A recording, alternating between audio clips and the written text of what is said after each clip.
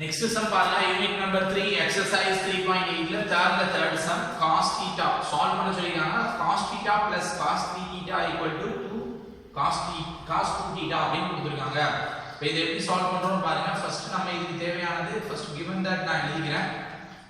எழுதிட்டு இதுல first cos theta plus cos 3 theta அப்படினு கொடுத்தனால இதுக்கு நம்ம யூஸ் பண்ணக்கூடிய ஃபார்முலா என்ன அப்படினா cos a plus cos b ஓட ஃபார்முலா யூஸ் பண்றோம் 2 cos a plus b by 2 and cos a minus b by 2 அப்படிங்கற ஃபார்முலா யூஸ் பண்றோம்.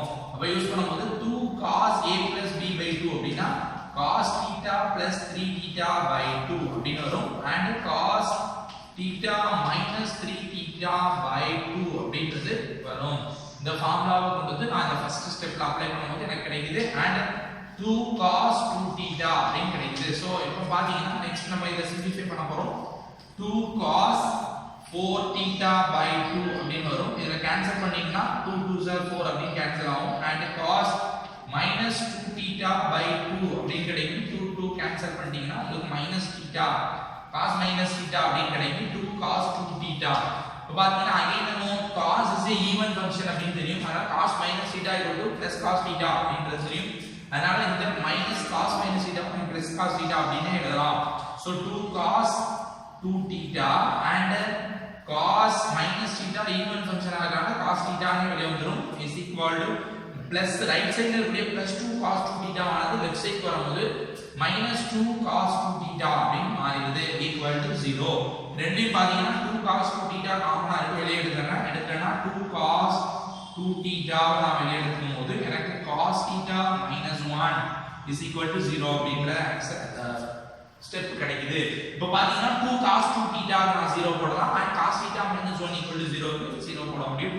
So 2 cos 2 theta equal to 0 அப்படினு போட்டா என்ன கிடைக்குது பாருங்க. cos theta minus 1 equal to 0 அப்படிங்கும்போது cos theta equal to 1 அப்படினு கிடைக்குது. இப்போ பாத்தீங்கன்னா லெஃப்ட் சைடுல ஃபர்ஸ்ட் இந்த சைடுல உள்ளத நம்ம சால்வ் பண்றோம். 2 மல்டிப்ளை டிவைட் பண்ணும்போது கேன்சல் ஆகி 0 ஆயிடும். So cos 2 theta equal to 0 அப்படிங்கும்போது நமக்கு என்ன கிடைக்கும் அப்படினு பாருங்க. cos 2 theta equal to 0 னா நம்ம இந்த ஃபார்முலா யூஸ் பண்ண போறோம். cos theta equal to 0 ன்றபோது theta 2n plus 1 pi by 2 nx belongs of z அப்படி கிடைக்கும்.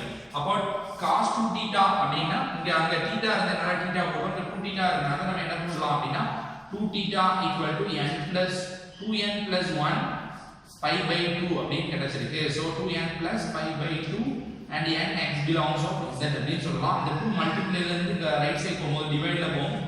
Therefore theta equal to 2n plus 1 pi by 4 and nx belongs of z அப்படின்றது ஆன்சர்னு சொல்லலாம்.